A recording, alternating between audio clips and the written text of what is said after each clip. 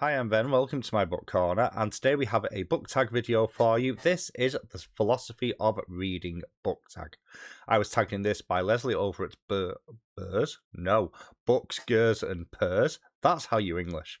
And this was originally created by, and I apologise if I say this wrong, Lekden over at A Rock in Samara, also known as Reading from the Depths here on Booktube.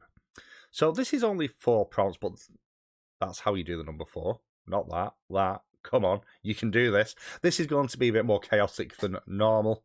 There's 4 prompts for this, and I'm going to sort of probably meander through the points a little bit, because this is all about what reading means to me personally, and it's kind of an introspection on that. So, the first one, what is your own personal philosophy of reading? Meaning, how do you think about reading? What does reading mean to you? How does your reading life affect your non-reading life, etc.? So, for me, reading is first and foremost entertainment and escapism. I don't particularly read to learn, or at least not learn facts, I should say, unless I'm hyperfixated. Sometimes I'll just want to know everything about Jupiter, and I'll just read everything. But as a rule of thumb, I tend to read fiction, and I tend to read for entertainment. I tend to read for character beats and world building. And if you've been around the channel at any point, you'll know that as a preference, me personally, is fantasy, sci-fi, and then everything else a very distant second, especially behind fantasy. And the sort of magic that sort of has naturally built in with these vivid settings. And for me, it's an escape from the modern world, or at least it's a way of holding up a mirror to the world in a lot of cases, because my favourite book series, mentioned it before, and it will come up very shortly, is Discworld, which is in many ways a satirization of some of the things in the world. The wizards are the of the Unseen University are the Parliament. You've got the questions of corruption in terms of the watch and the police systems, and what police should mean in modern society versus what they do mean. You have the look at the human condition, which is looking through Death's point of view. So many other things, and the power of stories as well, which then kind of leads me into the what does the reading mean for me part of it, because for me, stories are the most pure form of human expression. And reading in particular has a very specific place, and there's a reason why it's still so popular despite all the other mediums that have come along, and so enduring, because once the written word was invented and once it actually hit the point where more people could read, it became the de facto, and it's become that bridge now between the old oratory style of storytelling. Then you have your reading, then you have the mass produced now. You have the stage, screen, video games, so on and so forth. But before you get to that end point, you still need to have the book. You still need to have the written word, be it to give direction, to give the dialogue. It still needs to be written down first. And books kind of represent that pure distillation of storytelling for me personally. And stories is how we learn how we are as people. More than anything else, more than successes, more than failures, most of our, at least initial foundation blocks, are taken from stories, be those parables, religious texts, fairy stories. A lot of the stuff and our understanding of the world has its foundation within those stories we are told when we are young, and the stories that we then read as we get older, as that layers understanding on there. Because what stories do really well, and fiction does really well for me personally, is it can hold a mirror up to life. This is why I like the Discworld so much. We will get onto that a little bit later on, but that's sort of the book series I'm going to mention specifically for this section. In terms of how does it affect my life, I have recognised certain habits that I have upon reading things in books. A recent example of this would be Liminal Monsters by Luke Tarzian, which is looking at grief and the poisonous effect it can have on creative processes. The other book that he did, A Cup of Tea at the Mouth of Hell, which deals with self-made processes to prop you up in times of grief rather than facing the grief just to keep you going. Both of those books, I recognized aspects of things that I've been through, and it helped me kind of come to terms a little bit more with those things. So they can act as a self-revelation from my point of view. Um, they're also a good escape for me personally. The world is a shit at times, and sometimes you need that level of escapism. And at this point, I'm not into other forms of escapism. Now, that's the final thing here, is that reading has not always been my primary go-to. I've said it before, but I'll say it again. Historically, I'm a gamer first rather than a reader. For a long, long time, I used to watch a lot more TV and film than I read. Now, very much it's reading first and then everything else a distant second. So, that's the sort of effect it has outside. And of course, on the flip side of that, I've made lots of bookish friends, especially since starting BookTube a little over 3 years ago, which has expanded my horizons a little bit.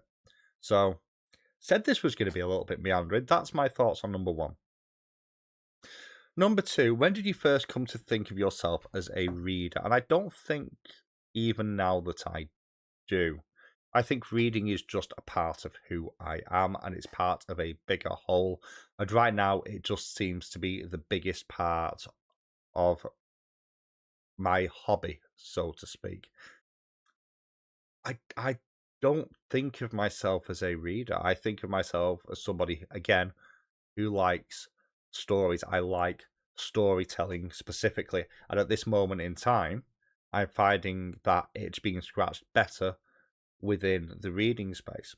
So certain things, I mean, if you talk about when I first started reading, that's a different question. And then that bounces me again back to Terry Pratchett.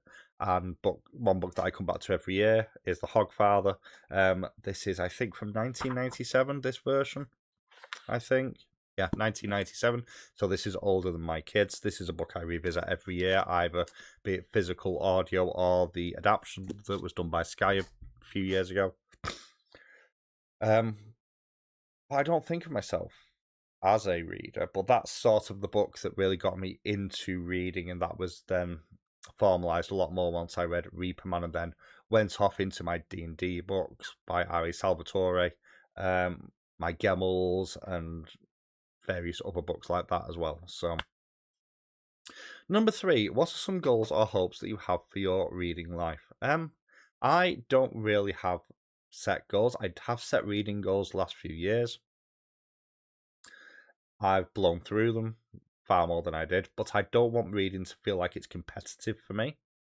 So, for me, I want reading to fit within my life as a balance of many, many things. I talk about balance a lot. Balance is something you will always look for, and you will probably never find, because what you need to balance is always different.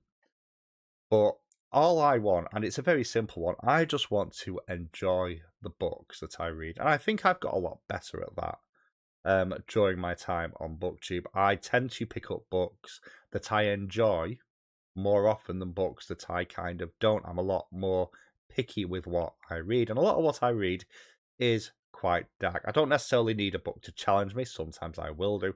I don't need a book to really necessarily make me think, but I do need books that kind of put me in the space that the character is in, be that good or bad.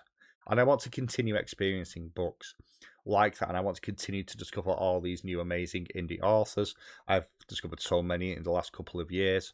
So that's my biggest hope. I mean, as mentioned before, the BookTube channel is kind of going to be taking a bit of a hiatus anyway, so I can focus more on reading and those other things as well, and other forms of storytelling. But absolutely more indie books, and it just to carry on being fun.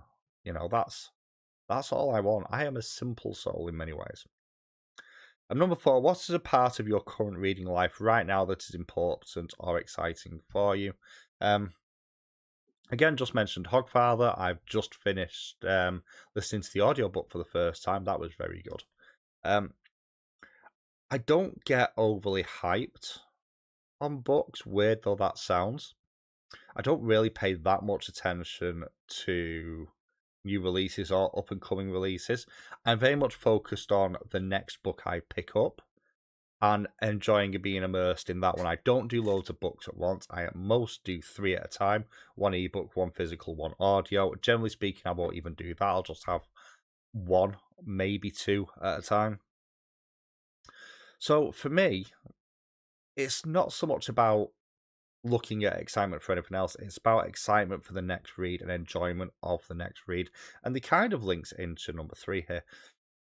I think hype is a dangerous thing a lot of the time, and I don't like to be let down. So I tend to go into stuff not especially blind, but not especially hyped either, with as much of a clear lens, even if I have spoilers, you know, for what I'm going to hit. So again, kind of reversing backwards to number 3, but I'm excited for finding new authors. Well, that's an ongoing process all the time. I'll see a pretty book, I'll buy a pretty book, I'll read a pretty book, and hopefully I'll enjoy it.